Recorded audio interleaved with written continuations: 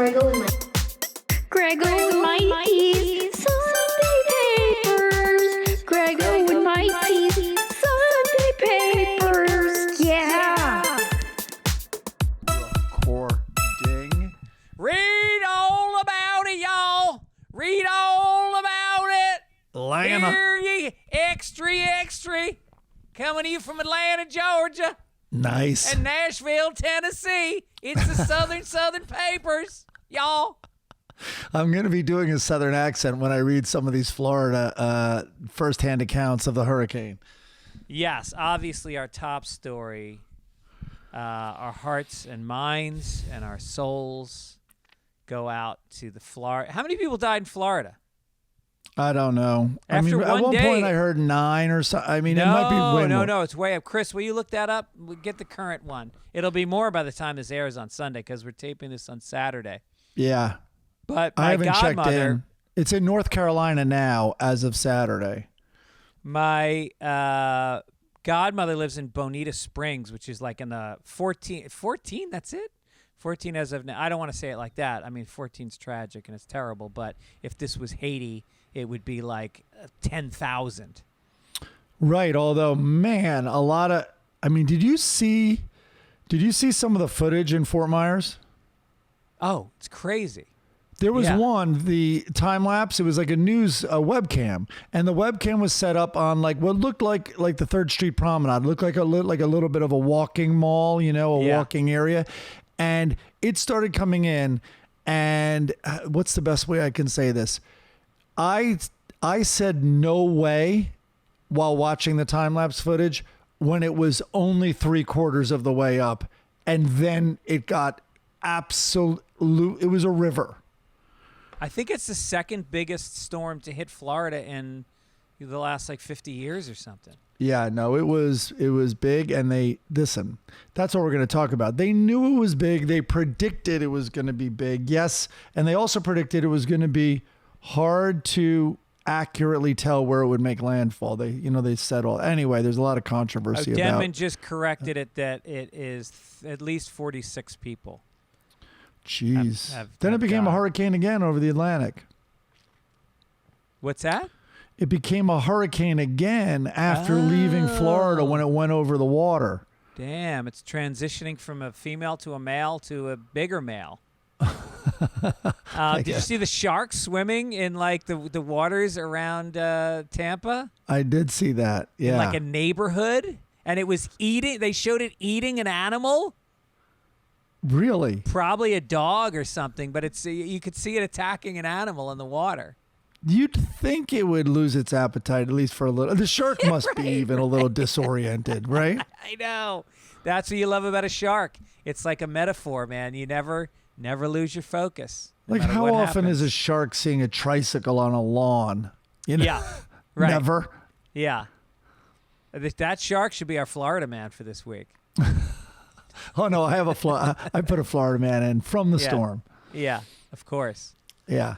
So, dude, give the update. Give this crazy update.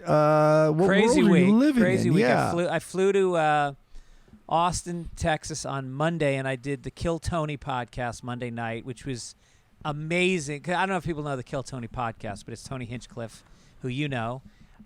He does this crazy live show at this rock club in Austin, and in town at the time was Dave Attell, who had done Rogan that day. So he came on, and like the comedians sit on a panel, and you kind of roast these new comedians who do like 2 minutes of material each. And so we roast them, and then they introduce this. They say, and now please welcome Gary Tyndall. And this guy comes up with a hat pulled down over his face, and he goes up to the mic, and he just starts doing these dark, silly, hilarious jokes. And half the audience, it takes them like 2 minutes to realize it's Nick Swartzen, who happened to be in town also.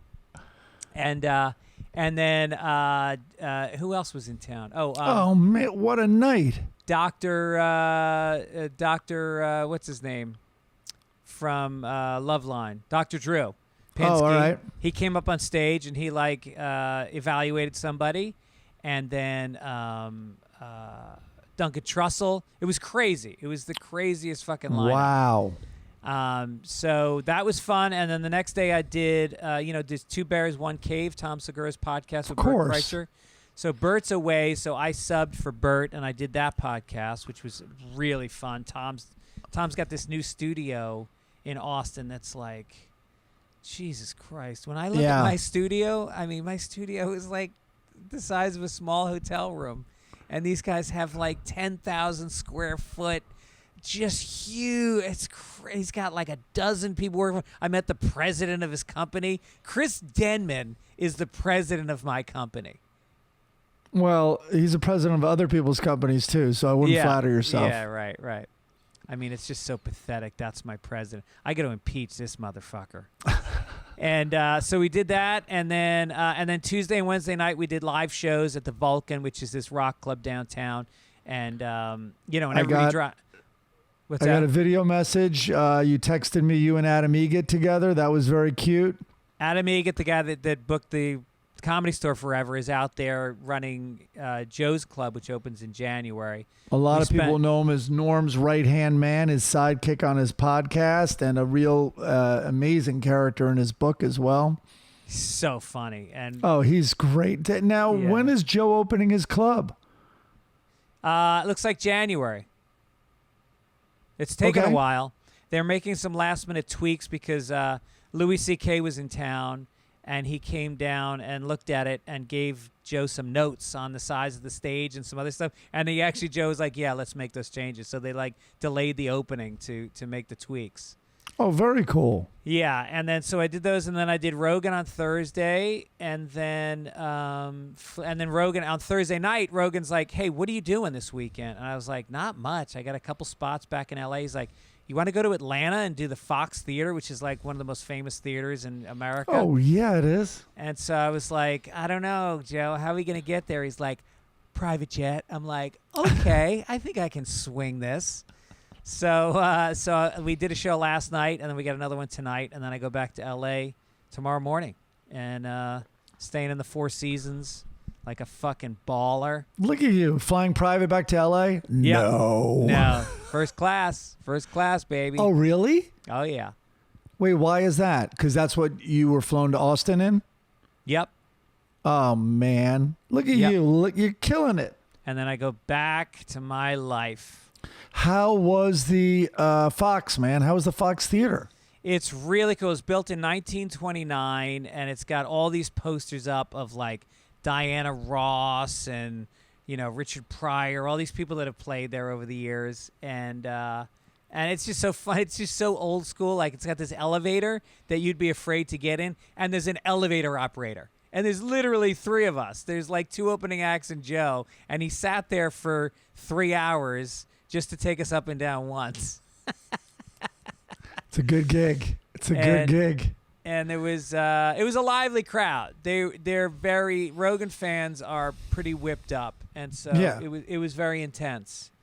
But it was And good. How did you do? It was really fun. I did good. Pete and Dudley were there. You just said hi to them. Our friends from college, and your friends from high school. Yep. And they said you did great. Yeah, it was fun. It was really fun.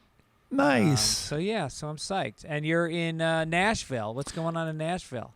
In Nashville, I've been coming down here a lot. Wheeler, I'm going to help Wheeler out with something. So that's what's going on there a little bit. Some parody thing we're going to do. Uh-huh. And he's finishing up his tour. He has 2 dates. I think he left today to Oklahoma City. So, is he touring hard? Yeah. Oh, yeah. No, he's finishing up a tour that did very well, actually. Oh, that's amazing. Yeah. So that was very cool. And I don't know about you. It's probably the same. Like fall is in the air here, which, in LA, we are in the hottest part of summer, which is weird because it's October. But it really is. It's never been hotter than the last week. Like, I normally don't even have AC on, and down here, are leaves changing in Atlanta? I don't know. I'm in the city. I haven't seen any trees. We flew in and it looked pretty green. It looked green. Yeah. Yeah, I think you're a little bit behind here, but like it went down, like for instance, and it's, it's hot in Nashville, 44 degrees the other night. No Already. shit. Already, Really? yeah, I know. I'm really surprised by it. Yeah. Yeah, but LA, I get that way all the time. LA, I remember the first, I'm still not used to it. Like all of a sudden, Good Morning America or some piece of garbage show, but in New York, but like one of those morning live news shows, they're like, we're coming to you from Central Park, and there's like leaves on the trees in spring. Yeah. Or the foliage is happening, and it's like, wait, what? In LA, we're always like, what season is it? Right. Well, we get our summer in September and October. It's crazy. We were at the beach last weekend. Remember how warm the water was? It was like great. 75 degrees. Yeah, it was great. Well, now that we've bored the fuck out of everybody by talking about the weather, what's going on outside of Starbucks? Oh, no, this is just a quick, I'm trying to write down because I do hear a lot of funny things and then I forget to say them on this podcast. But this has nothing to do with anything. I was walking by a Starbucks. It was in Culver City, and all these these group of old black guys are out there and having nothing to do with me. But I just walked by and I heard this. And clearly a guy had been struggling to remember something. And anyway, as I'm going in, all of a sudden the guy banged the table and he goes, "Motherfucking Treat Williams."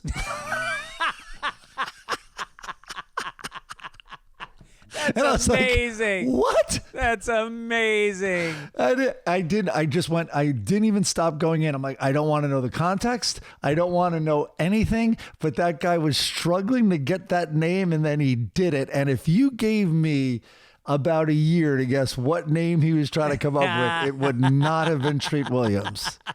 I do a segment on Fitzdog Radio called Overheard, and I'm writing that down right now. Motherfucking Treat Williams. Yep, That's it was hilarious. perfect. Treat Williams was the star of Hair. Remember that movie Hair? Oh man, Treat Williams was huge. Huge. Oh, and he was dark. I think he became a big drunk. I don't know. It's funny. Afterwards, I was like, oh, I have a little. I remember I was doing a bit on Kilborn, and the segment producer might have been Dave Hart, who was a great guy. Anyway, is a great guy. Someone came up to me after the show. He's like, I was segment producing Treat Williams. I was his producer, and I was in the room, and he couldn't. All of a sudden, he's like, "Hey, do you mind if we do this in a couple of minutes?" He was watching the comedy bit, and then he goes to David Hart. He points at me on screen. He goes, "That guy's really talented." No so shit. I love motherfucking Treat Williams. Motherfucking Treat Williams. All right, hold on. So another overheard. All right. So when the hurricane was coming in, somehow, maybe on Instagram or whatever, and I'm going to do this now forever, whenever the stuff like this goes down. They're like, you got to follow this storm tracker, this storm chaser. So these guys, it doesn't matter if there's tornadoes, like wherever in some, tornado alley, they obviously chase storms. And these guys were in their cars. They have all the equipment. They're sharing their screens. They're like, oh my God, look at the eye. The eye is sealing, and all these terms, like look at the front wall, all these things. And they're insane. And on YouTube, you follow them live. It looks like a carpool karaoke. There's like 3 GoPros suction cup to all their windows, and they like hide in a parking structure, like a really heavy cement parking structure, and they watch. And then when they know the eye's coming, they head out and they go towards the eye. One guy is famous. His name's like Reed. Reed went right up to the ocean. All the houses were evacuated, and he jumped the fence of the private property and ran around to the backyard, which was on the ocean, and was getting smashed with waves. No shit. Swear to God. Yeah. So anyway, one of them was like, they have an interest to build it up. So the best was he would be like, oh my, even from his car, he's like, oh my God, roofs are being peeled off. Look at that roof is. And all the comments are like, does anyone see a roof being peeled off? I don't see anything. And he's like, this is crazy. And people are like, I don't see craziness. I don't see craziness. Yeah. Wait, let me see if this was. Yeah. Weather doesn't show up on screen. Like it's always like that. The meteorologists are always standing on the beach screaming, and it looks like a beautiful day at the beach. Right. All right, so I recorded one. Here he is, and he kept saying, another thing he loved yelling is, my ears are popping, my ears are popping. And I guess it's the low pressure system. I don't even, I guess it's a barometric, like that means you're really in it. Anyway, here, I don't know if you'll be able to hear this. Here is, I then recorded this guy. All the lines are coming down. All power poles are snapping. Here we go. 130, 135. It's coming in. Oh my gosh, look at the sign. Wrists are coming off. People are like, what? Nothing's coming off. There's debris everywhere. Debris everywhere. All right, so the beginning, now he doesn't talk for. Here he is. There's missing debris everywhere. So, and every time he yells one of these things, people are like, I see no debris. I see no debris. Roofs are flying off. Signs are being, oh my, but I next time there's something like this, and you're not making any light of it. It's actually a very fascinating way to see feet on the ground, like for these things. But they have, you'll when you go to YouTube, and all you have to do is find one, and then YouTube suggests like all the others, and you just go to the ones that have the live banner on it, and it's unbelievable how many crazy things you see. Well, it's amazing with the guys that used to strap themselves to telephone poles near the ocean. Oh, do you remember those? These storm watchers? Yeah, they strapped themselves in, and yeah, I mean, I think it is a great way to watch the storm, and ultimately, the big payoff is one of them dies. You know, that's what kind of what you're watching for. I was not, in fairness, I was not, but I did want to see, and also they're like tons of comments. Is he dead? Because his thing will go down, and it'll be down for like 5 minutes. You know, his feed.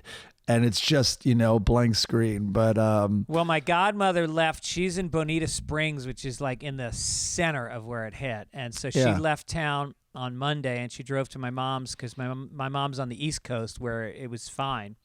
And she found out today from a neighbor that her house is still there, but like the water stopped a half a block from her house. The flooding, it came right up. And so, but there's no electricity, but she's going back today to check on her house. Wow. Yeah. Yeah, no, it was hit hard. Yeah. My dad's on, by your mom too, but my dad lost power like 2 or 3 times, even though he's literally on the Atlantic. Like he was really spared. Also, when it came on land. Sounds like he's going to be spared watching the podcast this week too. What do you mean? He won't have electricity. Oh yeah. He will be spared with that. But no, they got it back like right away. But like Miami, all that Fort Lauderdale, Palm Beach, they missed, so much. They didn't even get that much rain. So they fared which is really weird well. because sometimes that's the spot that the hurricanes hit. That's the path it takes a lot, is that right along that part of the East Coast. There was also another guy a lot of people were following, and he's called like Beyond Weatherman or whatever. But this guy is from Louisiana, but he was in Wisconsin now. But I guess weather is this guy's thing. And so he had a ponytail. He's like in his late 50s. He looks like he was 70. And he had the map up behind you. And he would tell you, like, it was really like a meteorologist's knowledge. He would say, well, this is what we're watching. He's like, wow, this is really unpredictable. And he kept clicking like a million different overlays that were studying temperature, water temperature, all this stuff. But he was a very calming presence, unlike that guy. He's like, you know what? I think it's being downgraded a little. But he was very calming until he started saying prayers. And he's very, very religious. And he would read, shit. And he would read comments, and he'd be like, well, yes, that's what Jesus, is, that's why we do this in the name of Jesus.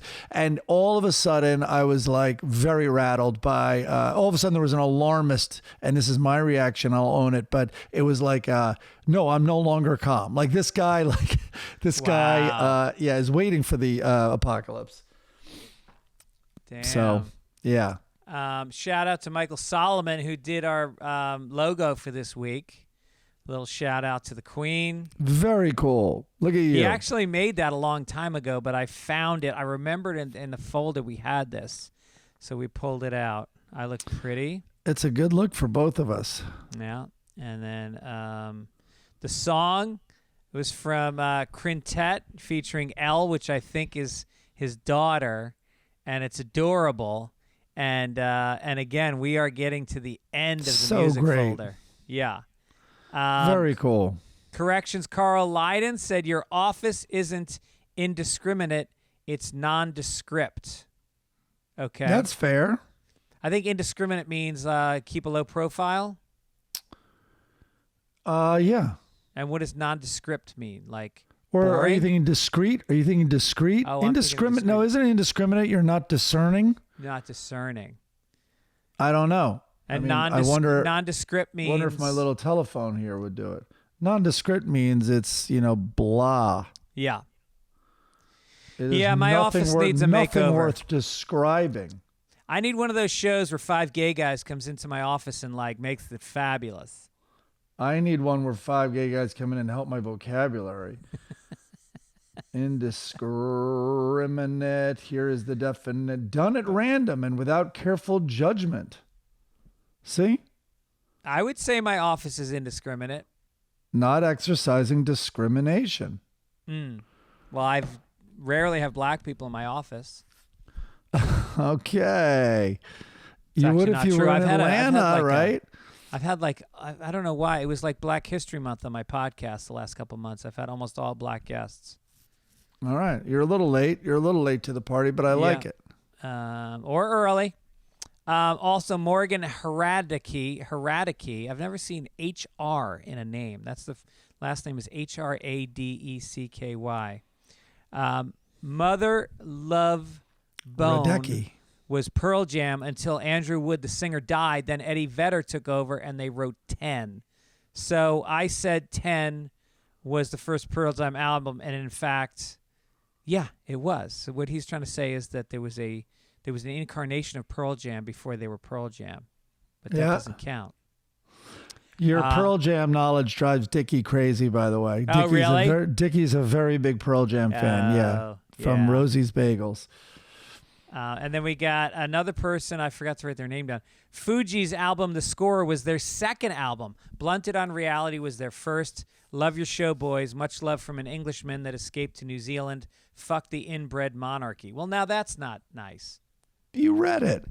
Also, I think Dickie had pointed out that you had Damn the Torpedoes as Tom Petty's first album, which it is not. It's not? Snot?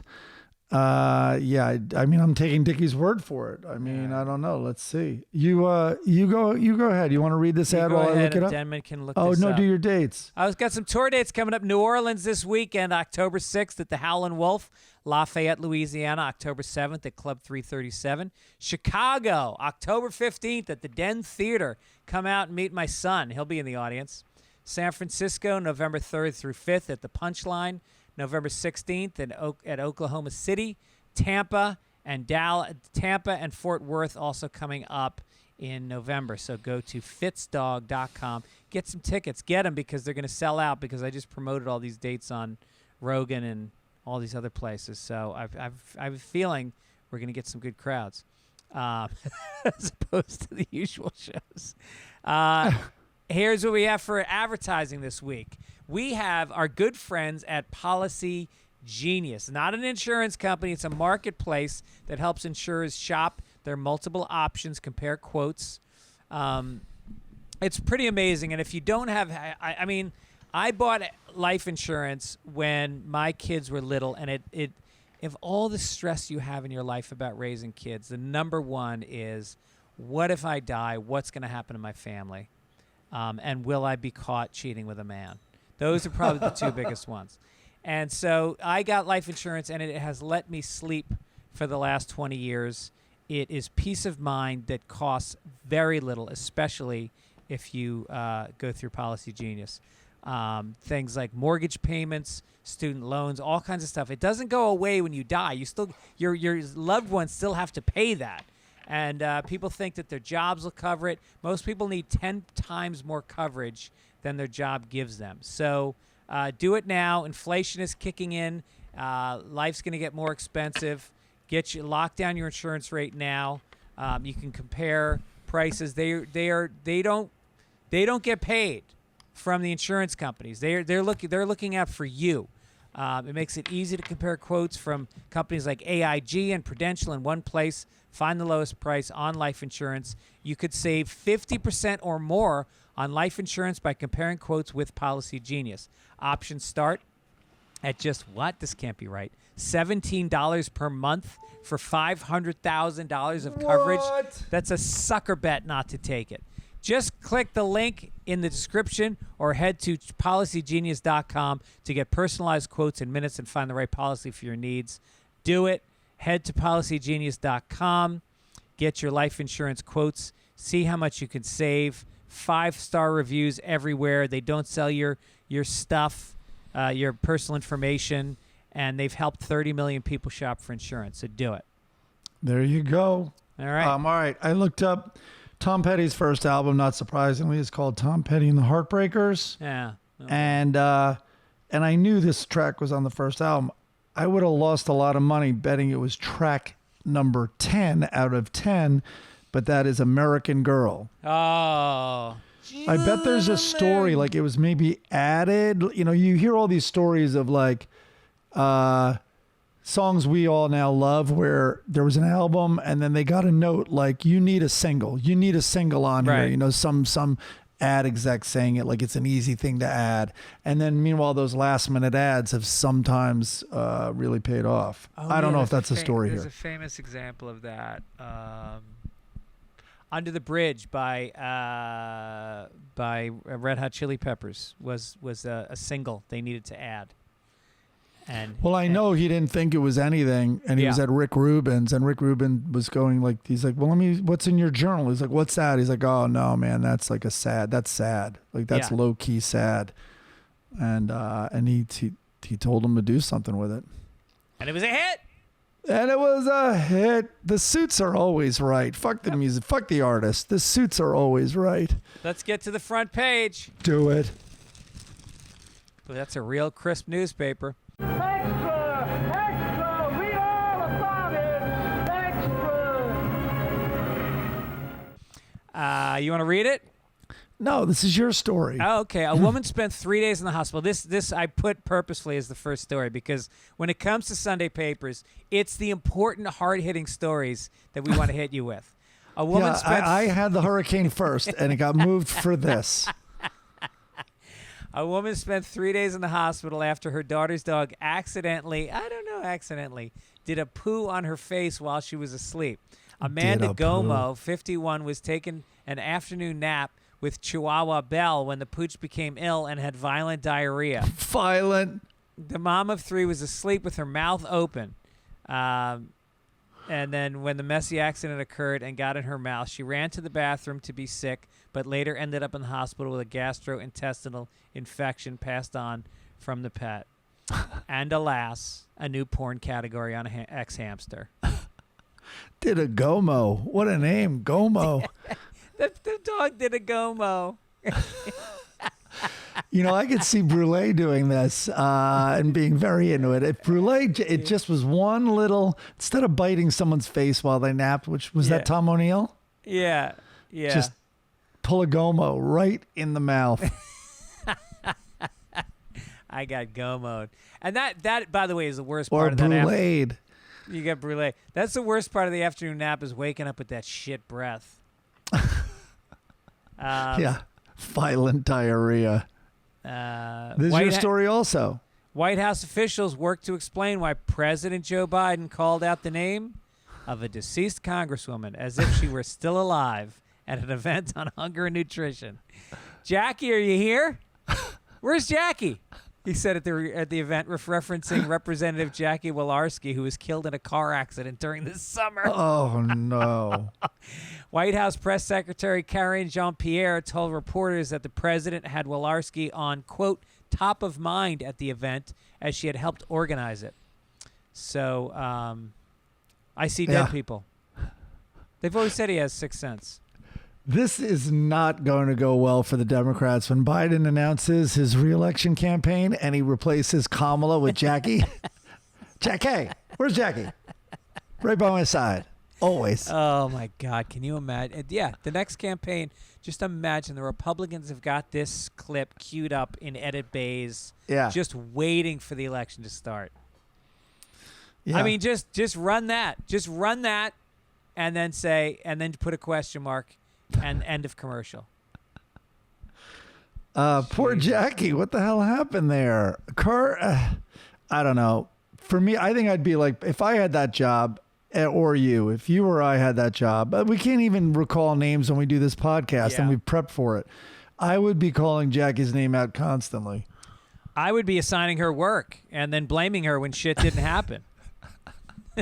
Well, this was really a Jackie thing. Yeah, exactly. Oh yeah, Florida. I'm going to put Jackie on it. You're going to be taken care of. This is the federal response because you play so nice with the federal government, and so I'm going to put Jackie on this. DeSantis, when he was in Congress, he voted against any federal funding for Hurricane Sandy in the Northeast, and now he desperately wants the federal funding and is thanking the federal government. Of course. Socialism. So I could see Biden like not letting that slide and be like, yeah, you know what? DeSantis, why don't you talk to Jackie? Yeah. Talk to Jackie. That's the new talk to the hand. Talk She'll to help Jackie. You out. All right. In what was my lead story, Hurricane Ian. And basically this falls under the banner of some Floridians don't give a shit about warnings or evacuations. Now, this will seem like we are making fun of these people, and that's because we are. And I know it's serious, but there were so many warnings and evacuation orders, and it's getting blurred that like 3 days earlier, Fort Myers wasn't even in the cone. I've read the articles about like the whole West Coast was in the cone, whatever it was, 100 hour at the 100 hour before mark, and they kept saying how unpredictable it was. So anyway, here we go. Fort Myers, Florida. Kathy Sharp believed she would be safe at the Thunderbird Park, a mobile home community for retirees. First of all, wrong. That statement is never correct. For the most part, you are never safe in a mobile home park. The rich had figured out so early on what the best land is, least threatened by tornado alleys, fire, like liquefaction, hurricane storm pads, flooding, all of that stuff. And the last people who get to choose where they're going to be are the mobile home parks. And that's just the weather part of not being safe. How about your neighbors? How about never answer the door? For days, forecasters had indicated Hurricane Ian was headed to the area, yet many described being caught off guard. Sharp looked out a window and notices pieces of her neighbor's roof flying into the air. Not long after, her own home started to break apart, the fierce wind ripping aluminum siding into the swirl of airborne debris. And then she says this: "It was just like a river out of nowhere. There was nothing there. And then all of a sudden there was like a foot of water in the house. Out of nowhere." You were told for a week that this is exactly what would happen. The storm surge, they knew the timing of it. They knew where the tide would be. This out of nowhere thing is crazy. You were in the cone of potential destruction. Weathermen had already been blown down your block like hours before on TV. Yeah, if you see a guy with a microphone in his hand doing cartwheels down your block, it's time to go visit your sister in Orlando. And nowhere doesn't exist anymore. It is out of somewhere, very much somewhere. It is coming from the ocean, actually. Yeah. Yeah. Everett Bailey, 56, said he was asleep on the couch. Asleep? Like, I didn't sleep in L.A. watching this thing. Like, I wouldn't find got those storm chasers. His dog was in a low crouch right over his face. Imagine like, all right, we are in the path of destruction. All models are now saying it's definitely coming our way. I'm going to snuggle up on the couch and take a little snooze. I'm going to take a little Category 4 nap. He woke up to see water starting to spill into his one-story home. He immediately waded through the flood to get to his car. Quote, "The water was in the car too," he said. He slept He slept through the water filling his car and then starting to come in his house. A few doors away, Ann Dalton, 70, experienced the scariest night of her life. Quote, "The weird thing is, it was like a river of currents. It was not calm water at all," she said. "It was pulsating, and it was pulsating under the water too." Wait, Ann, are you saying the ocean during a hurricane ain't calm? Is that what we're... I didn't mind my house flooding, but it was the riptide that was kind of getting to me. I think water's pretty. This water was not pretty. It was not pretty at all. At one point, Dalton's husband, Oliver Martin, looked outside their window and saw a school of fish. Oh, God. Okay, in another subdivision, Laurent Bocci, 58, estimated that Ian brought a 13-foot storm toward his home. Quote, "It was just like 5 or 6 hours of pure madness," said Bocci, who was essentially trapped in his subdivision. "I was able to sit in a chair and just watch the water and debris come in. What are you doing sitting in your chair? Those are 3 ins in your quote. How about after the first in, you get out? Yeah. Out, I think, out. Yeah, right. Wow. And again, we're not making fun of these people. No, we are. We're making fun of these people.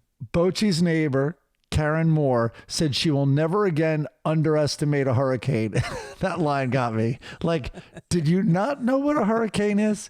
There's nothing to describe a weather event more powerful in terms of a storm. There's tropical storms, ferocious winds. Those are all below a hurricane. Karen, this is like saying, on a scale of 1 to 10, I will never underestimate a 10 out of 10 again. Yeah, right. And not just a hurricane, a Category 5 hurricane. Yeah. She goes, "I was holding my front door because of the wind and I didn't know what else to do," she said. "I didn't know what else to do. I thought the ocean was going to come through." You mean just like they said it would? I know a couple of things you could have done. I know other things you could have done. Deborah Clark, 57, and her husband have lived in their 40-foot trailer for the past 2 years while they build a house nearby. At 8 a.m., Deborah Clark woke up as her unit began shaking. Quote, "My gut said this is bad." Wait, Deborah, this is way past a gut call. A gut call is when there's no evidence and you like have a bad feeling about something. But when you've been told your home is going to blow away, that's not a gut feeling. That's a brain call. How about making some brain calls? Or some eye calls or some ear calls? When they peeked out the window, the couple saw, quote, "roofs going by and insulation floating down the street." At one point, a neighbor's washing machine was sucked out of a home. Another neighbor's 600-pound toolbox floated away. Damn. Yeah, my gut's not feeling good about this. And then so Sharp and her husband watched from a kitchen table and prayed, trying to stay as calm as possible. Quote, "We were just sitting there in the water," she said, adding, "This storm made me a true believer of the power of wind and water. Also, I learned it's called a hurricane. I won't forget that word again." I kept thinking Jesus was going to come down to Tampa and part the seas. It said it in the book. I read it. We've said this joke before, but it's never more appropriate than now. But there's that, I'll move it along, but that classic old joke about a guy, evacuation. So they send the Jeep there and he's like, "You got to evacuate. There's going to be flash floods and all that." And he's like, no, the good Lord will, take care of me and everything. Then they pull up in a boat because it's already a river in his street. No, same thing. Then a helicopter. This is it, man. Your house is about to be blown. Anyway, the guy dies. And he gets to heaven. God's like, "What were you thinking, man?" He's like, "What was I thinking? I thought you were going to there'd be intervention. You'd send me a sign." He's like, "I sent you a Jeep, a boat, and a helicopter." And that's what's going on here. Yeah.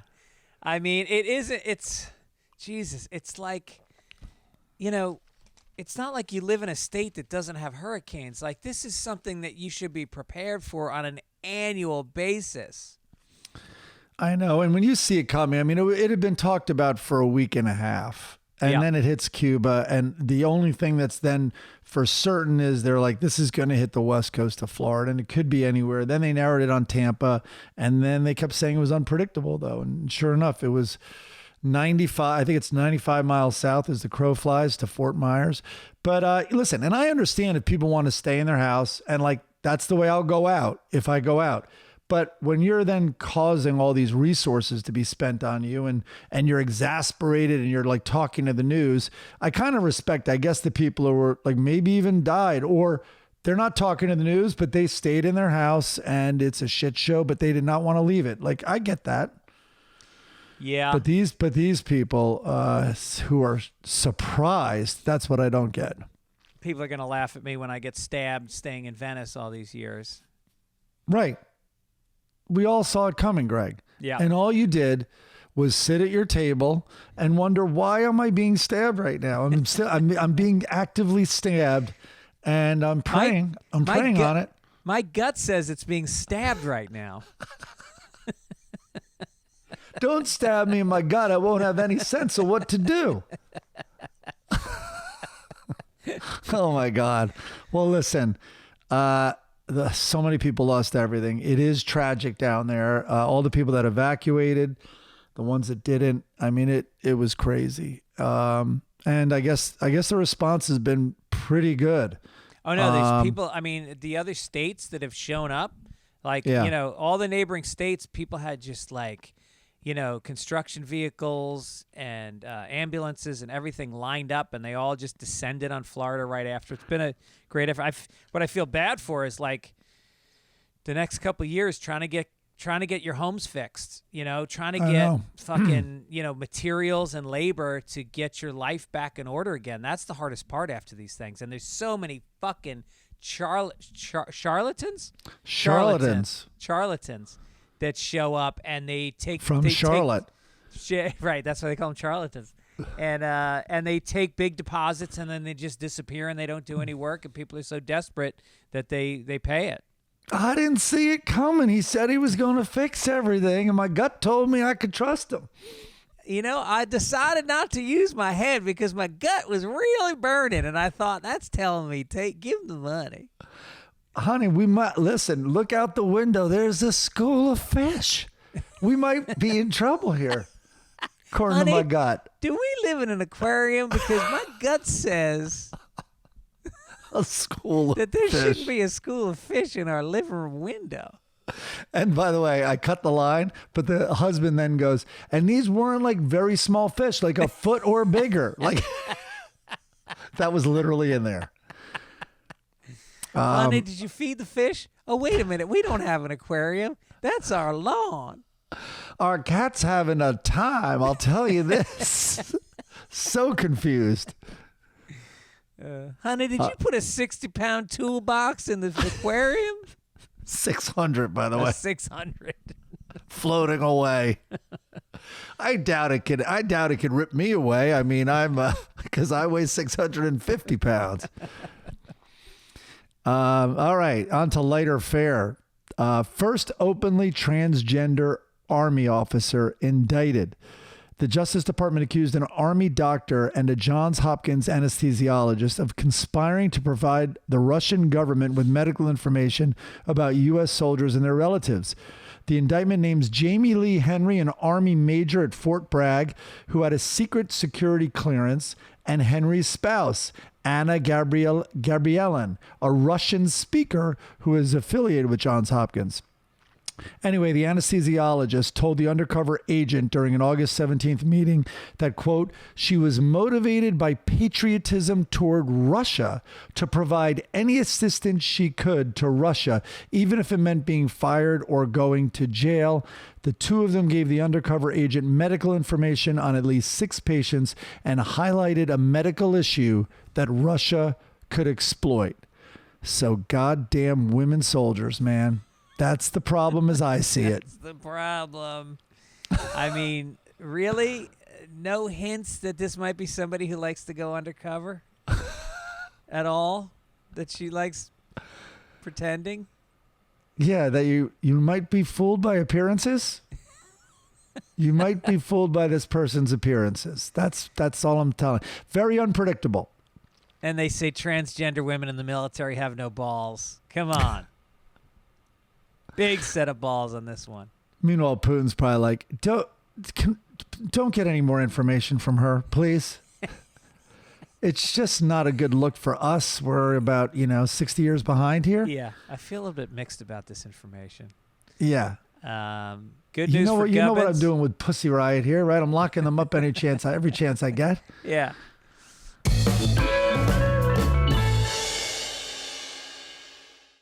Good news for Gubbins. We don't have anything. We got a couple letters saying they don't like us talking about Gubbins, which just makes me feel like we need to do more good news for Gubbins, but we don't have. He's in Eugene for the game, and my niece is there, so he was going to maybe look her up at one point. Really? Okay, that's a party. He knows Caroline. Yeah, he's played beer pong with her and all that stuff. So. Okay. And Dennis, like he's the mayor of Venice, was the mayor of Eugene for a little while.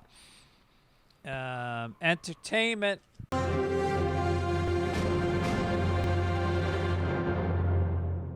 You got it, pal. Oh yeah, I have some entertainment stories that I didn't jot down. I put a story in, but I don't see it here. I haven't. I didn't touch it. I didn't see Bowie yet. I really want to. Yeah, we're gonna do that when I get back in IMAX. Let's do it on Monday or Tuesday night. Have you seen? Have you continued to watch The Old Man? I watched. There's 7 or 8 episodes. I watched one short of them, and I gave up. I quit. There's just some gaping Grand Canyon-like holes. Yeah, I heard it loses its way. I on the plane here, I watched Patton Oswalt's movie. I think it's called I Love You, Dad. And pretty good. Like, it's a pretty cool premise, which I won't talk about. But then it kind of had no ending. And so I was like, we talked about this last week, a writing drill. Or if you're in this business, instead of just making fun of it or walking out of the movie or changing the channel, try to fix it in your head. What would you have done differently? So I started to jot down, and I have this movie idea, and I'm like, oh, this is inspiring. I'm going to do it. And then I literally... Put in a dragon. A half hour, I went at it, right? And then I realized, very quickly, like, yeah, Jesus, man, is Act 2, if there's 3 acts, Act 2 is the tough one. Like, how do you get that right? And all... Anyway...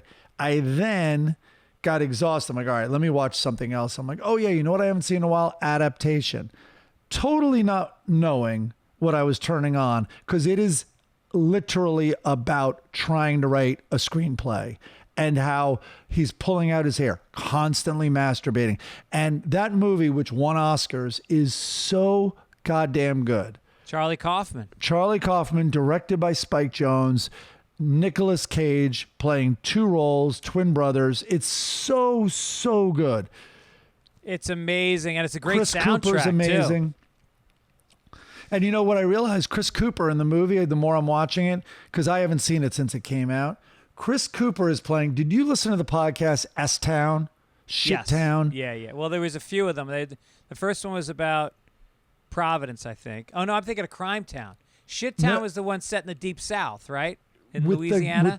With the I'll call him this genius hick. This Southern guy who was like one of the leading experts on clocks. Right. And I am telling you, it's as if Charlie Kaufman knew. Obviously, there are people like that. It was as if, though, he knew that guy and based Chris Cooper's character. Because, like, whatever he did, he was kind of like smarter than the average bear at, and like successful at, and totally marched to his own drummer. And you would think he was the biggest idiot based on appearances, Yeah. That was a great film. And then, who did the soundtrack? I remember really liking the soundtrack for Adaptation. Let's see if Chris can put it in entertainment. Yeah, there you go. I mean, Meryl Streep's in it. It's incredible. Speaking of shitting on shows, I think me and Rogan might have sunk. What's it called? Kingdom of Dragons. The new. What is the Dragons show on HBO? We shit all over it because they I don't know. I don't care if I'm spoiling it. The new episode, which was last week, has a whole new cast because they had aged like 10 years, so they hired all new actors, and you just went like, wait a minute. I was hanging on to this show by a thread. I was waiting for the plot to kick in. I was waiting for some more dragon fights. I was waiting for one of the other 5 kingdoms to get involved in the storyline. And instead, they fire the cast and they bring in a bunch of new people, and none of them are as good as the original ones. And I'm fucking done. So anyway, we shit on it on this podcast, and then I thought later, wow, that's gonna hurt them. I think he has a real effect on how many people watch a TV show. And I think a lot of his audience, well, a lot of the people if you couldn't talk them out of it, they have to see for themselves, right. House of the Dragon. And well, you're saving me time because I certainly have other things I should watch before that. But, I put off Game of Thrones for the longest time. And then the New York Times came out, and I think a bunch of people did, saying, if you watch one episode a day, you'll be caught up by the final season of Game of Thrones. And so that's what I did. And it's in my top 3 shows of all time, which is shocking to me. Yeah. But this, I wanted to try. I mean, they're amazing storytellers, the people involved. And I'm surprised this is as bad as it is. I really liked the young queen character, the one who becomes the queen. She was great, and they replaced her. And I just did, and I like the uncle, the perverted uncle. Those were the only 2, and I don't know. I didn't know there was a pervert. Oh, maybe I will give it a chance. Hey now. And then what else did I want to talk about? Oh, here we go. Here's the soundtrack. It had Beck performed. Wild Horses by the Stones. Yep, I remember Elvis that. Costello. I saw that. Happy Together by Gary Bonner. We all love that. Yep. Yeah. Oh, and Nicolas Cage performed Happy Together? What? The Turtle song? Wow. Do you remember that? Not yet. It hasn't gotten there yet. Okay. He's masturbating a lot. He's racked. Oh, he goes to his agent's office, and his agent is there. He is subhuman. I think it's been established Nicolas Cage hasn't slept in 3 days. He's like, I can't do this. You have to get me out of this deal and all this. And his agent's like, see that girl over there, like through glass windows? I fucked her up the ass.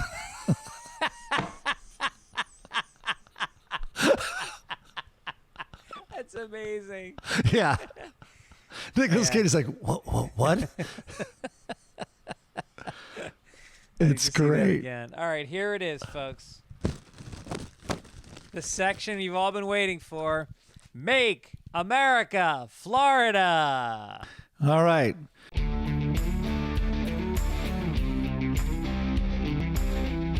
A Florida man was, quote, protected by his woman. A Florida woman used duct tape, tarps, blankets, pillows, and zip ties to secure her paralyzed husband to his hospital bed as Hurricane Ian battered their Punta Gorda home. Quote, I took some blankets and I put some holes in them with scissors and I zip tied them to the hospital bed, and then I took a big tarp that had grommets and I zip tied that over it, and then I put pillows over his face. No, she didn't do that. And then I put pillows. And then I heard there might be an earthquake coming. And I peed all over them. I put pillows and plastic bags and I duct taped them to the top of the sideboard. And I put pillows between the sideboard and the window because I didn't want him to get cut up to death if the window blew in. And then I put a life jacket on him so that if the water came in, he wouldn't drown. He would float. After ensuring her husband's safety, she hid under the kitchen table and made, quote, a fort with pillows and blankets. Is this a woman or a child? And does she know the difference between a hurricane and a tornado? Yeah. And then I tried to find the wizard, but all I found was a Tin Man. Once I got him covered just super tight with belts and tarps and pillows all around him, I then clicked my heels as many times as I could and tried to get out of there. By the way, nobody wanted to tell her the hurricane wouldn't be anywhere near Miami. and nothing's better than being a paralyzed guy floating adrift in a life jacket in shark-infested water. It's like fucking veal for the sharks. They're like, hey, check this. This guy's tender. I'm sure the bed wouldn't capsize, and now he's just tied to it. I put weights all around it so he wouldn't blow away, and then a life jacket so he'd float. Wait a minute. Can you imagine if you make it through that hurricane and you're floating in a life jacket, paralyzed? You just be like, please, someone take this jacket off me. Can I go down with some dignity here? Imagine him floating by a Coast Guard rescue boat, and he's like, please, please. He can only move his head. Please tell me my wife's dead. Please tell me she didn't make it. Look what she did to me. Meanwhile, she's like duct taping him around and around the bed, and he's like, shouldn't we go to the gym at the school where all our neighbors have gone? Yeah. Shouldn't we go upstairs? We have friends on the 38th floor. She then carefully put a cinder block between his ankles and smashed his feet. Was that Misery? Yeah. Yeah. Like what? All right, here we go. It's time to go international. All right.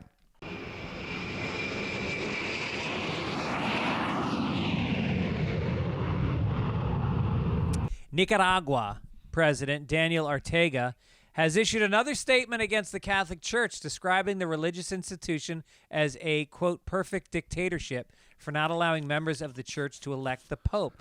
Al Jazeera News reported that everything in the Catholic Church is, quote, imposed, adding that it is a perfect tyranny. Ortega said that if the church were to start going democratic, it should start with Catholics voting for the cardinals, for the bishops. Imagine if they, look, this makes perfect fucking sense. But imagine the campaign ads. Probably want to avoid the cliche of kissing little kids. But this is his problem with the Catholic Church? Yeah. I don't know about that. Way to I bury think the there's lead. bigger fish to fry here. Here's one of the campaign ads. I'm Cardinal Fernandez, and I promise to bring crispier body of Christ wafers.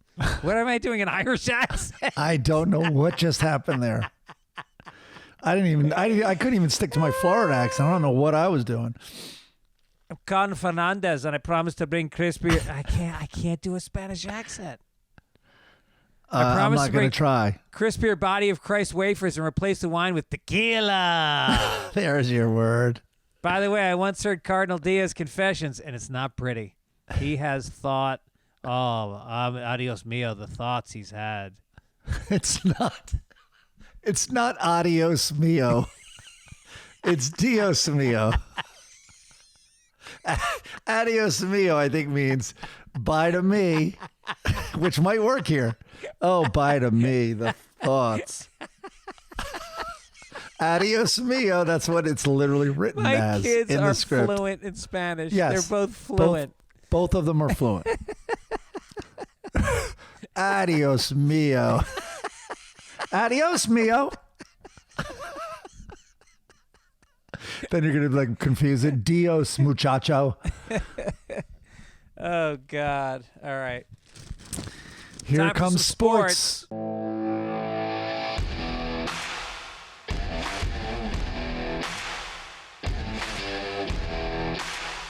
A neuroscientist who specializes in concussions called for the Miami Dolphins medical staff and coaches to be fired after quarterback Tua Tagovailoa, I have no idea how to pronounce his name, was hospitalized. Did you see Thursday night's game? Yeah, we were watching it live. It was disturbing. See, I didn't see it, so I guess brutal head injury during the game. Thursday night, he had to be taken out on a stretcher. Let's see here. But this guy, this neuroscientist, he specializes in CTE, and he was enraged that the Dolphins allowed the quarterback to play after he was injured during a game against the Buffalo Bills on Sunday. He called the new injury a, quote, disaster, and shared a message he'd posted before the game warning about the potential consequences if he was injured again. Quote, Fire the medical staffs and coaches. I predicted this, and I hate that I am right. 2 concussions in 5 days can kill someone. This can end careers. How are we so stupid in 2022, he wrote. He later added, you guys should go to jail for letting him play 5 days after an obvious concussion that you covered up. If he dies from second impact syndrome, I'm pushing for murder charges. So I had never heard of this second impact syndrome. Meanwhile, my Jets roster, the whole roster is suffering from zero impact syndrome. Wait a minute. Yeah. Wait a minute. The Jets have, but they've had 2 wins this season, haven't they? Zero. No, they're just ruining their future draft choices. Yeah. Oh, that's true. Well, how many years can they just shoot for good draft choices? Well, it's going on 55 now, I think. Yeah. Is it 55 years since they won? Well, let's do the math. 1969. 69, so 53rd year right now. Wow. Unbelievable. Yeah. And meanwhile, you're in a major media city. You've got a huge budget. How do you fail with that much money? The Yankees buy championships. You can't do that. Buy one. But do they? I've heard people argue that the Yankees actually have had a great farm system, and they were one of the first teams to develop a great farm system. No, they obviously do. And you see all the homegrown stars like Jeter and like, the Williams and like, especially from those years. Now I've stopped following them, but maybe it's the same. Like, I don't know where Judge came from, but listen, they're like the elite team. So I think it's easy for them to get people lining up to be in their farm system, and also as you're a 17-year-old kid, you're like, where do you want to go? Like, if your goal is a World Series ring, yeah, that's a pretty great farm system to get into. Not to mention, like, you can play in fucking Milwaukee. You can live in Milwaukee, or you can live in the Big Apple. Yeah. Yeah. Milwaukee getting a lot of shout outs lately because of this Dahmer special that's on Netflix. Holy shit, I can't wait. Cannot wait. It's a limited series. Have you seen it? The guy's great. Yeah, I've seen the first 2. Oh, wow. Listen, I think it's a little slow. It's also very gay. Dahmer was, but it's Ryan Murphy, so it's a little, in my opinion, he goes a little over the top with things for sure. And but the lead guy, you fell in love with him also from Murder Dirter, from Mayor of Easttown. He was her partner who she got killed, and he was the best character in the whole series. Right. Evan Peters. Yeah, he's from St. Louis. Look at that. He has a special quality about his eyes, because I was like, he's in Dahmer, like, look, with Dahmer's hair, Dahmer's glasses, and Dahmer's mustache, and I'm like, wait a minute, I know that guy, and it's all his eyes. He's great. Damn your eyes. Damn your eyes. As far as our bet goes, as people know, we've got a bet going for, this is the 3rd season in a row, where we've had a standing Buccaneers bet. I take the Buccaneers with points, or I should say mostly giving points. This week, I'm actually getting a point from Kansas City, and we're playing at home in Tampa Bay. This is a fucking slam dunk. I will challenge you to double the bet this week to $100 from $50. You should be up 150 because you only lost by 2 points. I know. And last week. Wait, was the real score 2 points? Because the Packers won by 2.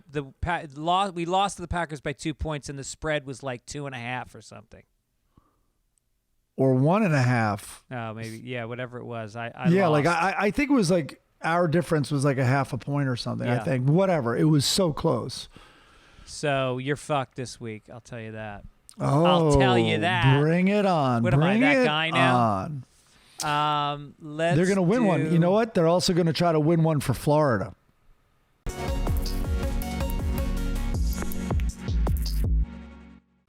Yeah, you have that right. going for you. Yeah. All right, let's go to science. Blinded me. A chemical released during sex could become a new treatment for heart attack patients. Oxytocin, called the love hormone, helps heal the organ by boosting production of stem cells, researchers at Michigan State say. Here we show that oxytocin, also known as the love hormone, is capable of activating heart repair mechanisms in injured hearts of zebrafish and human cell cultures, opening the door to potential new therapies for heart regeneration in humans. And just because of this, Greg, I am proactively taking ecstasy from now on.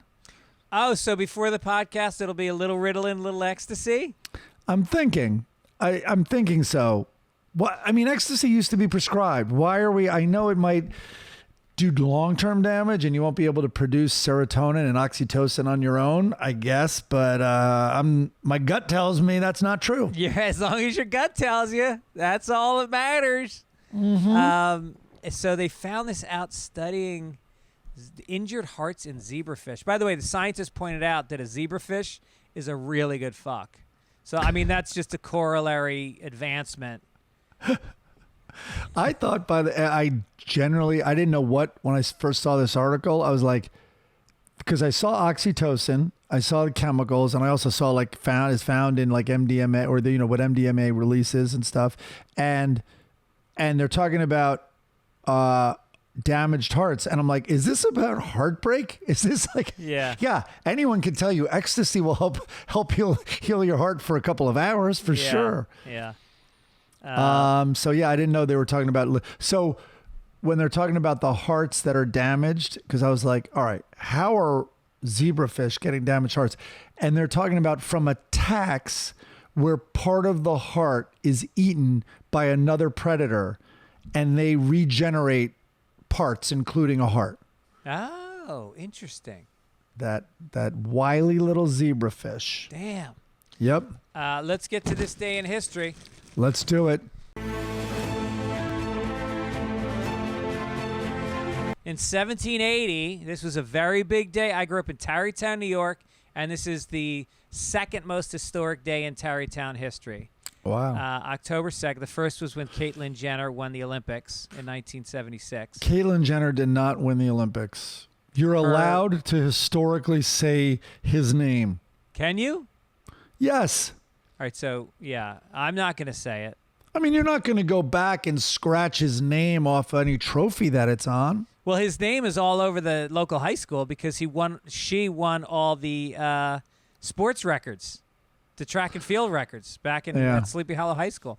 Anyway, in 1780, Benedict Arnold, accomplice, hanged 30-year-old British Major John Andre is hanged as a spy by U.S. military forces. They called it Tappan, New York, because that's what Tarrytown was called back then. But it was in Patriots Park. There was this park in Tarrytown called Patriots Park, and it was famous because this motherfucker, they caught him.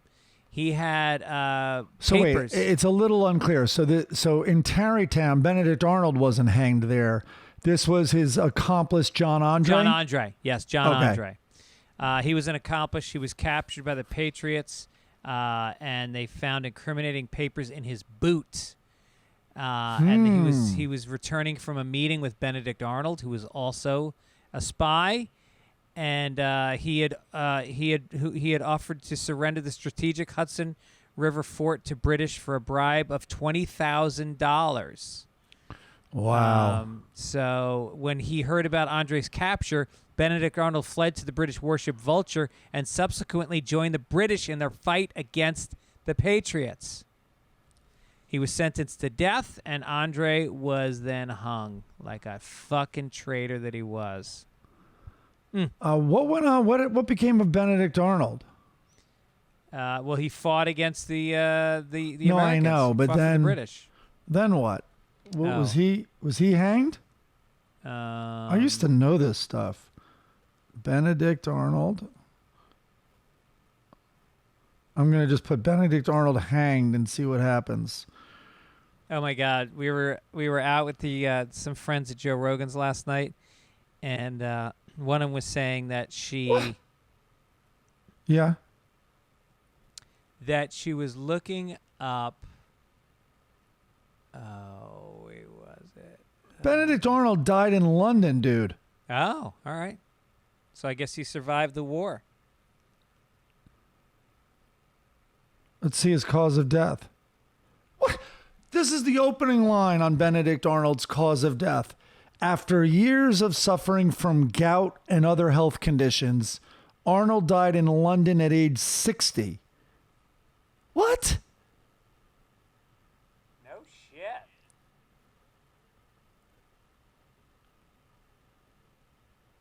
He failed in several business ventures in Britain and Canada, and he died in 1801. How did he get away? How did he get... I like this guy.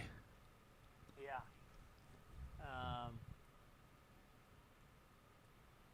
Oh. So anyway, so we were out with these people last night, and the woman said that they every year for Christmas, like our Christmas movie is always Elf. We watch it every single year on Christmas Eve.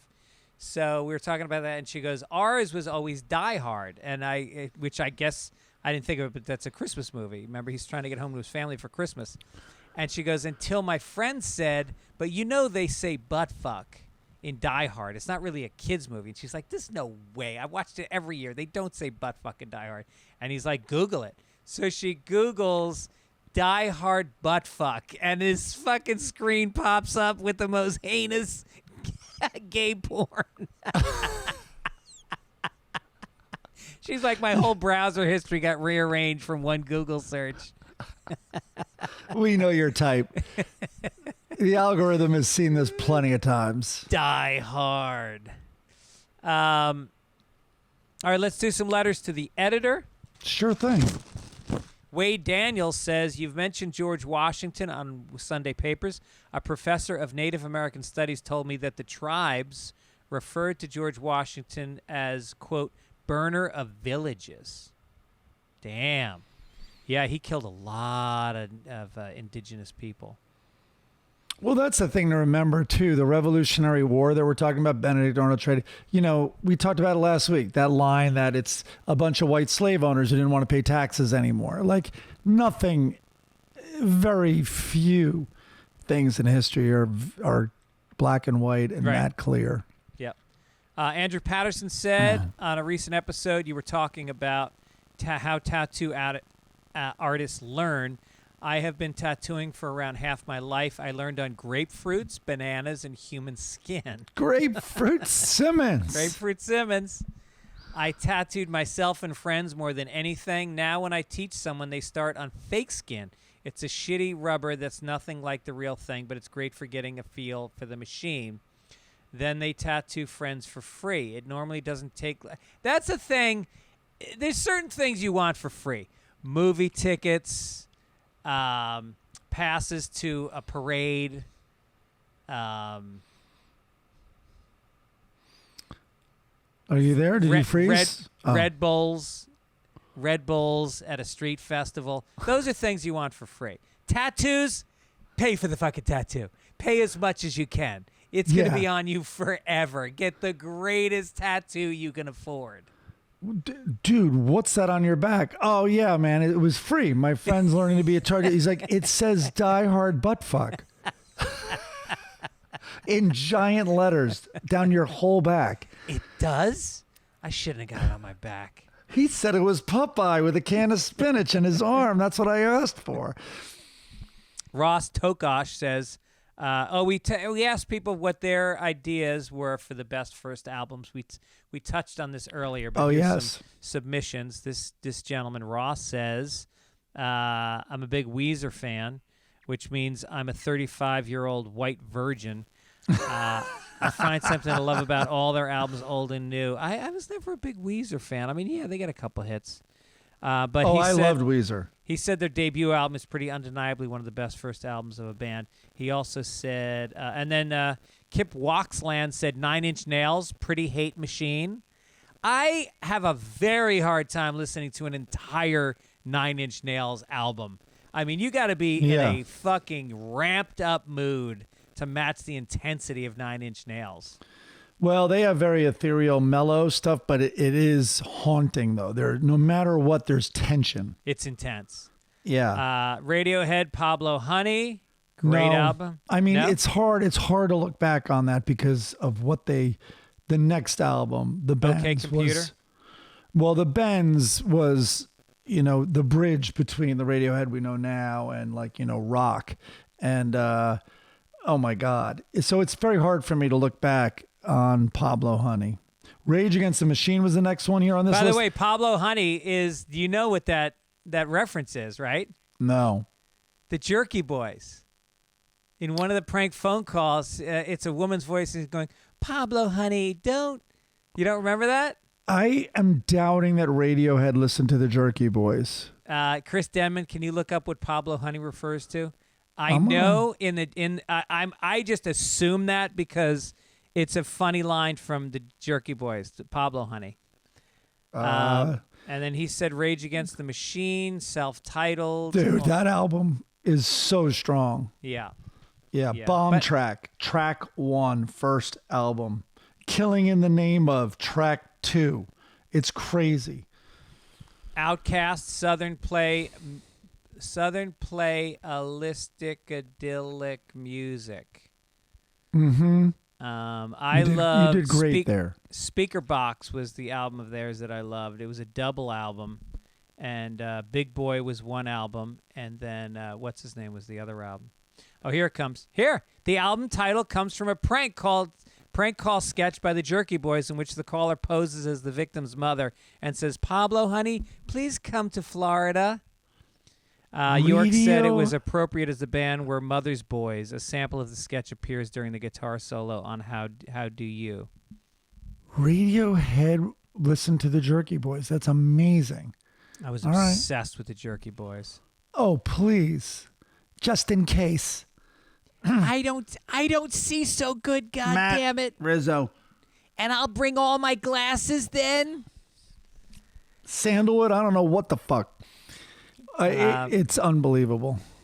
By the way, if anyone is listening and has no idea what we're talking about, before the internet, this is how things went viral. You passed tapes around. And I remember Dan Brickner, I think, brought them down. We would go to the Miss America pageant at Dave Mason's house every year. And we were playing basketball and someone goes, Gibbons, you should hear this. I'm like, what is it? And I'm like, literally shooting hoops. And they put a cassette in like a boombox we had there. And they're like, it's funny prank calls. I'm like, no, thanks. Like, I just was like, nah. We almost didn't go to the Miss America thing, which we go just to drink and make fun of them, because we were so obsessed with how funny these goddamn tapes were. Changed my life. They're on YouTube. I would say literally if I were to pick 10 comedy influences in my life, Jerky Boys is at the top of that list. It was so outrageous. Yeah.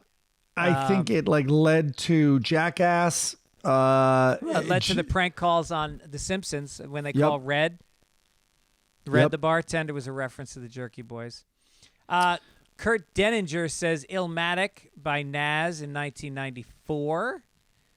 Nas. Nas is the real, I have no excuse. I should really know more about hip hop than I do, but Nas, everyone talks about. I don't know anything about Nas. I think I just called him Nas. Fine. I'll accept it. Enter the Wu-Tang. Great album. Great album. And it's amazing because, like he mentions here, think of the people that came out of Wu-Tang. Method Man. Old Dirty RZA. Bastard. Yeah. RZA. I wasn't Redman also? Redman was also Wu-Tang Clan. I'm not sure. Yeah. And that's all, folks. Let's do an obituary. I know what's coming.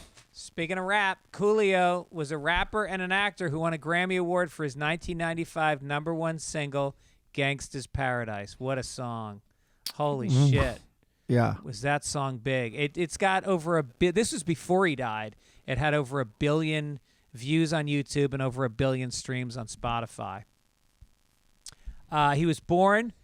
Artist Leon Ivy Jr. began recording music in the 80s and joined the hip-hop group WC and the Mad Circle.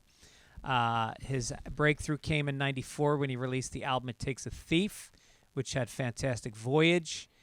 He followed its success with Gangsta's Paradise the following year, recorded for the movie Dangerous Minds, and then released as a single for his album of the same name. It was huge on MTV. And I remember I used to host a game show on MTV, and one of the categories on the game show was Where's Coolio? And we would have a map of the world, and we would put Coolio's head on a country, and you had to guess what country it was. Okay. But that was sad. That hit people. It's funny how some people die, and it's not like you're walking around talking about Coolio every day, but then he dies, and people go like gut punch. They're like, wow, that's so sad. Well, he's in his 50s, you know, like it's young and very surprising. Right. Let's cheer up, Mike, with some funnies. Oh, God. Yeah, I didn't get my funny today. I forgot. Boy. Oh, boy. Hey, do they know how Coolio died? Heart attack. I know, but why a heart attack? Is Maybe it just a heart attack? His cornrows were too tight? Good answer. Glad I could set you up. All right. Hager is sitting in a bar with his friend. What did we decide his name was? Lefty or something? Assistant rapist. Assistant rapist is standing there, and he's talking to a woman. And she says, "You had me at, I'm a glutton for punishment." And Hager leans in and says to Lefty, "She may not be the one." And it's like, what fucking decade are you suddenly in, Hager? I thought that's exactly the one. She likes being punished? You're a Viking? This is a match made in heaven. Yeah, I don't get that. Yeah. She's pretty hot too. She's got like a little tube top going. She's got a martini. I'm assuming it's a martini, but that olive could actually just be a roofie that the Vikings put in the drinks. They don't hide them. They don't hide the roofies. No. They're like flat. Here it is on a toothpick. A fancy one. Let's go to the Lockhorns. Loretta is in the dentist chair, and the dentist is leaning over her, and she goes, "Of course I grind my teeth. Have you met my husband?" Now here comes Leroy to get her right back. And he stands up from the dinner table, and he looks her square in the eye, and he goes, "Did it occur to you that we have leftovers because I didn't want to eat them in the first place?" That's a fucking classic Lockhorn right there. That's good. That is good. Yeah. All right. I am trying to find a Far Side that I like for this week. Well, in the meantime, look who put in a family circus. It looks like Chris Denman wants to bring it back. What? Oh, there's Family Circus? I'll look at that in a minute. Meanwhile, I found a Far Side. Here it is, and I'll send it in. And it's a guy sitting. You can't see this? Guy sitting in a career counseling office. Well, they can't see it either. A guy is sitting in a career, and it says on the window of the door, career counseling. And he's sitting there with a giant beard and an old, frontiersman, cowboy hat. And the guy is interviewing him, and he goes, "Well, Mr. Cody, according to our questionnaire, you would, hold on here, you would excel in sales, advertising, slaughtering a few thousand buffalo, or market research." That's good. I love that one. All right, now I'm going to Far Side. Family Circus. Family Circus, I mean? Pretty bad. I got to warn All right, you. here. Oh, I'm not going to look at it. Okay. So the dad is holding up, I'm not going to look at what it's written, a piece of plywood. And there's a sawhorse behind him, and there's a saw on the ground and a hammer. So clearly he just cut this piece. He's looking down at the kid. The kid, the little redheaded bastard, his Billy. mouth. His name is Billy. His mouth is open, and so he's going to say something stupid to his dad. Now, what could he say stupid about this piece of plywood that the dad's holding? A pen from me what can't contain me, Dad. No, I don't. Let's see. Let's say it was wordplay. It would be 2x4. Would it be wordplay with 4? It's not a 2x4 though. Maybe he does. Oh, they always do mispronunciations like plywood. I don't know. All right, I'm going to read it. Where do ply trees grow? Oh my God. This is a particularly bad one. Yeah. I mean, even if you're like, spend literally 60 seconds thinking about plywood, you could come up with better wordplay than that even. Yeah. No, oh my God. Like, Daddy, you just cut down the thinnest tree I've ever seen. I don't know. As long as he's stupid, you could put anything. Sure. Dad, did you run over a tree? Yeah. How do they smush the trees so flat? Mm-hmm. Even that. Yeah. All right, let's cheer up with some Blondie. Okay. Dagwood, this fucking... I don't know what his medical condition is, but his wife is standing there wearing a fucking lime green tight skirt with big titties popping out, and he's got his back to her, laying on the couch taking a nap, as if he's worked hard all week. All he does is nap at work. What is his fucking low metabolism? Does he need iron? She goes, do you want to paint the front door, clean the attic, or fix the leaky pipe first? He goes, I'll start with the leak. And now he's under the sink, and he's asleep. That's the joke. Meanwhile, how about this? How about I start with this, Blondie? You bent over the bed, and then I'll follow that up with you laying on your back with your legs in the air. And then let's move to the shower. That's my list for the day, if I'm Blondie's husband. Not being a fucking... not having narcoleptic episodes around the house while my 10 of a wife stands at the fucking sink stirring stews for me because all I do is sleep and eat. What the fuck? God. It's infuriating. It's infuriating is what it is. He would be there, sitting at the table during the hurricane, not protecting his family, not doing anything, just sitting at the table. If she was smart, she would be putting tarps on top of him. Yes. And zip ties. And using cinder the blocks. grommets to get bungee cords all around him. Yep.